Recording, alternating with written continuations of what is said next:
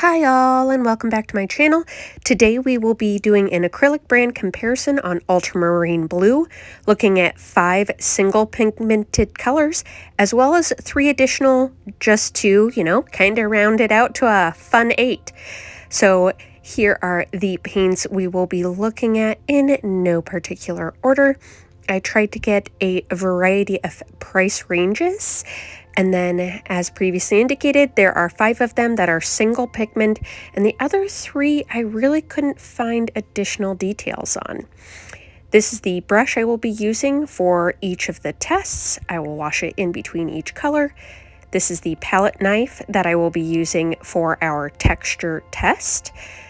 And then, in addition, here is the white from Master's Touch that I will be using for the tinting section. So how well those pigments hold up to being tinted with white.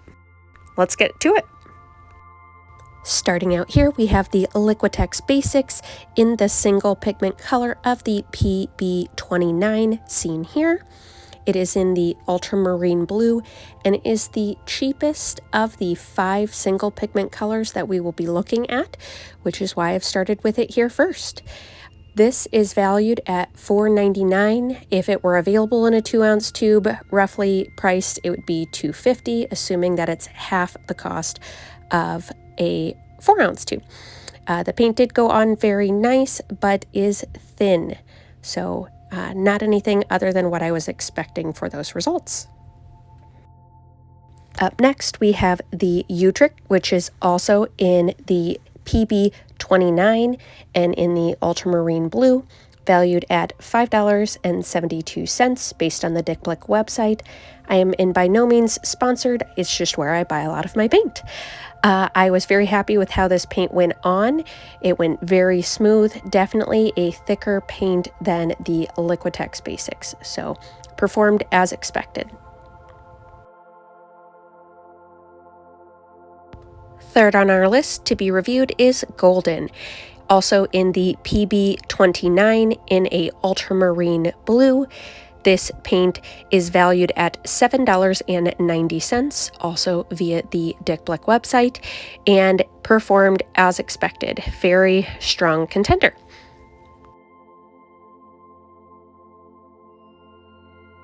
Fourth paint to be reviewed is the Liquitex Professionals in the Ultramarine Blue red shade and is also in the PB29 single pigment color.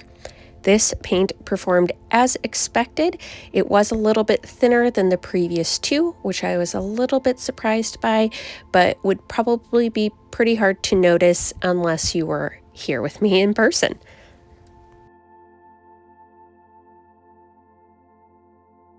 The 5th paint we will be reviewing is the Artist Loft Professionals, also in the PB29 in the Ultramarine Blue, valued at $8.99, similar to what the Liquitex Professionals is valued at.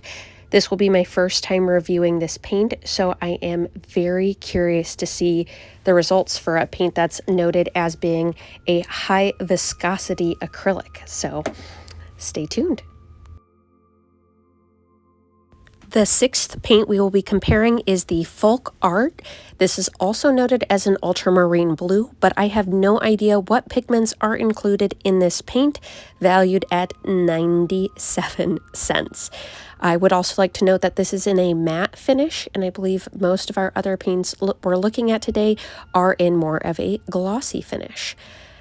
This paint was very liquidy, as you could see when I poured it on the palette. It kind of expanded, and not only that, it was a significantly lighter color in comparison to the other paints on there. Our 7th paint is Royal and Langnickel Dark Ultramarine. I am unfortunately not sure what pigments are included in this color, similar to the Folkart, but we're going to go with it. This paint is valued at $2.97, $1.49 if we were able to buy it in a 2-ounce tube, assuming it's exactly half the price.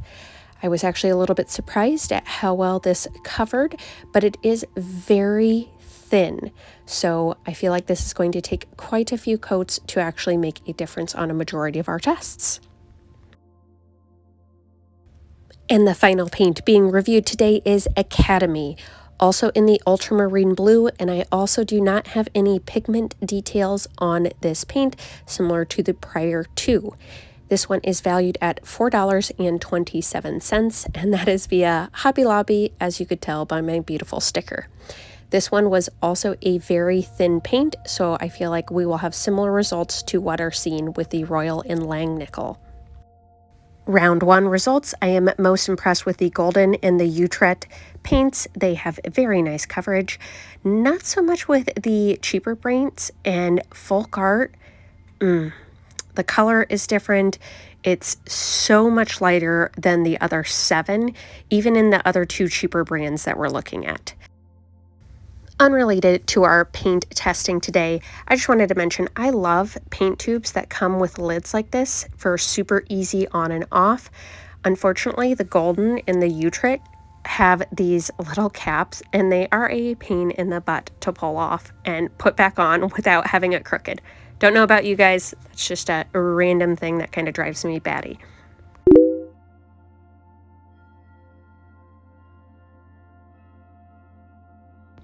In round 2, we're really able to see those layers develop. Now, I have always done the total coverage section that has the black dot. I'm not 100% on how well that's going to come through with such a dark color, but we shall see.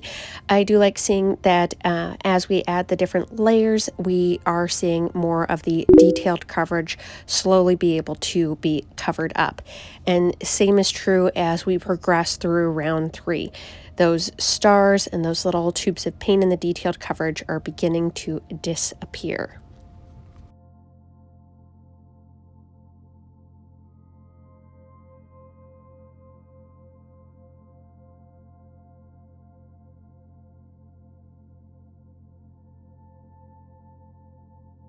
Since this color is a little hard to see on camera, I just wanted to try and give you a close-up so you can see better what I'm seeing. So we are having some very nice coverage from that detailed coverage on a few of the paints, and on a few of those cheaper paints, you are definitely still being able to see the stars as well as the little paint tubes. So continue on we shall.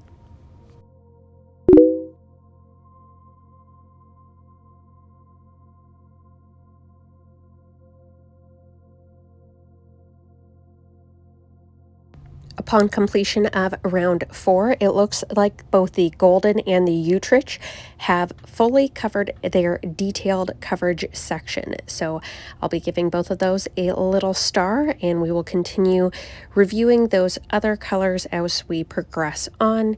Once again, here is better what I am seeing, so you can see that a few of those are still showing their stars.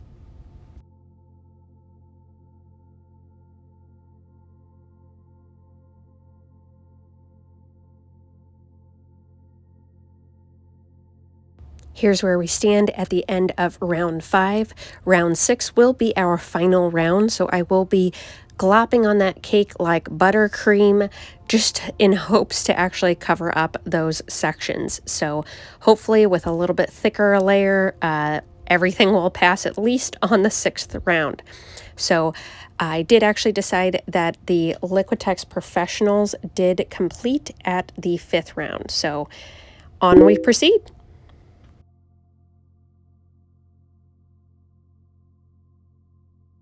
And when I say I'm caking it on like buttercream, I am making these nice and thick layers in hopes that it will complete in the coverage test in round 6. I guess we'll see once these dry. In the texture section, I am using a palette knife with each of the paints and seeing if the paint will not only create texture, but then we will be checking to see if once it dries, if it has maintained that texture. So here's an idea. I tried to create pretty consistent style of markings so that way we could see if any flatten out. Now I kind of feel like that Folkart is already flattening out, and here you can definitely see that it is lighter than those other colors. This for me is a perfect example of why even if a paint is titled the same as another paint, it does not mean that the properties within it are going to be the same and that you will have the exact same results.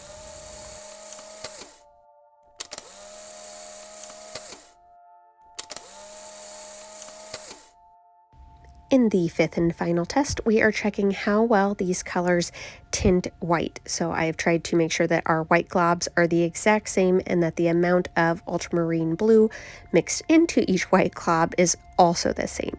So just essentially wanting to see how much that pigment within the color is actually altering that white.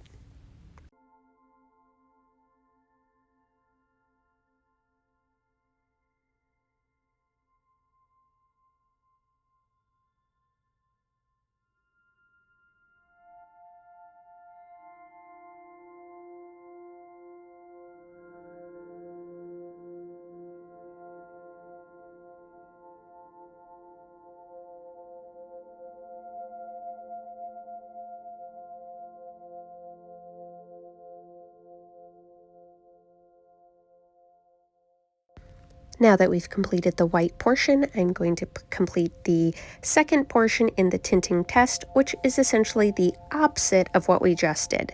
So taking a glob of each of the ultramarine blues and adding in a small portion of white to see if the paint will actually maintain its original color, or is it going to really whiten out, or will it remain dark? So that's what our goal is to see just how well that paint maintains its original color.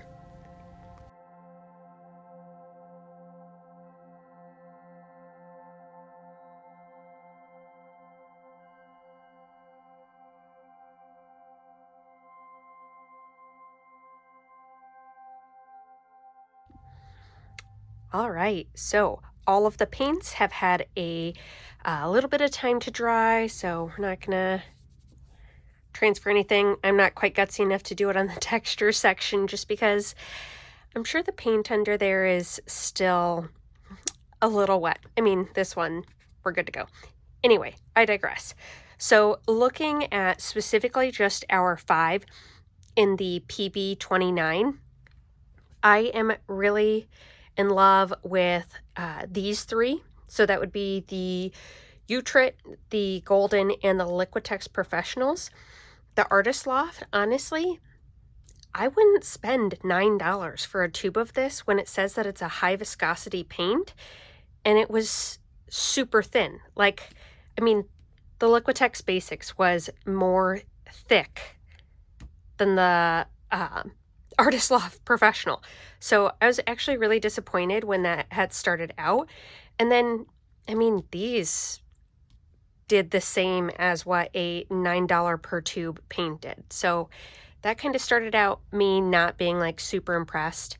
Now, it may be a little bit harder to tell for my total coverage test, but here you can actually see that these 3 are pretty blue, so they're not quite as black. So once again, very impressed with how these 3 did. The Utrecht did the best of those 3. And then when you're looking at the cheaper brands, I mean, Folkart, whatever they have in their paint, definitely allows you to get that coverage, but I don't consider this a true ultramarine blue. I mean, in person, it looks almost more cobalt blue to me. It is very bright, obviously in that matte texture, so that may also have the finish that just makes it look a little bit different. But yeah, I mean, I don't really want to even count this as like beating out these 2 because there's something in there that definitely makes it, as they say, superior coverage, whatever that means. And then looking at the detailed coverage, these 2 had tied for first, with the Liquitex Professionals coming in a very close second. Now, even on the 6th round, you can still see stars in the Liquitex Basics. You can actually still see stars in the Artist Loft Professional. So, I mean, in my opinion, kind of another ding for the Artist Professionals. And then over here, for our cheaper non-single pigment colors, this one actually looks better than this one does, but you can still see the stars on both. And once again, I don't really count the Folkart, even though it says that it's in ultramarine blue. And then when we're looking at textures and whether it was able to create texture and maintain texture, Now, I feel like they all created texture, but as I'm sure you can see here, this one flattened out a ton. And I was actually super impressed with all the rest of them. Even these two cheap guys, they still maintained their little ridges and the finer detail. I would say that your heavy bodies did actually a better job. And in one case, this Artist Loft Professionals did actually, you know, I don't know, in my opinion, keep up to league with the other professional brands. And then the Liquitex Basics, it did okay, but honestly, I kind of feel like these maintained their texture more so than what the Liquitex Basics did. And then finally, we're looking at our tinting. Now, my first test I had done with a majority of the white paint being white, and then I added in some of the Ultramarine Blue. Now, these two are super blue. I mean, the camera kind of picks it up, but they are definitely super blue. These two are by far the lightest. And then this is the darkest of the professional brands, followed by the Liquitex Professionals, and then finally by the Artist Loft Professionals. The Utrecht was very close behind the Artist Loft Professionals, but just not quite. And then for the final one, I had taken basically the opposite of this test. So I had taken a glob of the ultramarine in all of the colors and added white to them just to see how well it would actually maintain that color. And once again, we have golden taken first place, followed very closely by the Utrecht and then the Liquitex Professionals. So those all did a phenomenal job across the board. And then the Liquitex Basics was by far the lightest. I was actually surprised by this, considering that I honestly thought that, like, maybe not the Folkart so much, but like these two other cheaper brands would have been closer to how the Liquitex Basics. Anyway, I digress. I really enjoyed this test. It definitely made me realize that Artist Loft Professionals is not going to be added to my paint toolbox anytime soon. Truly impressed with how the Utrecht Golden and Liquitex Professionals all did. And honestly, Academy and this Royal Langnickel, now coverage tests, not that great. But if you're doing, like, you know, some smaller details, or you want to cover something up with like a white, I think they might be a good option. And hey, for the convenience of being able to find them at, I think I got the Royal Langnickel at Walmart, and Academy I got at Hobby Lobby, which you can get a couple other painting brands from as well, like this Master's Touch Thick Body Acrylic Paint. I know I didn't review this, but I do like this brand of acrylic paint as well, just as a side note. So, well, I hope this video was helpful. If you like this video, please give me a thumbs up. If you'd like to see more brand comparison or art videos, please click subscribe. I do post weekly art videos, and yeah, I hope this was really helpful in your art aisle help.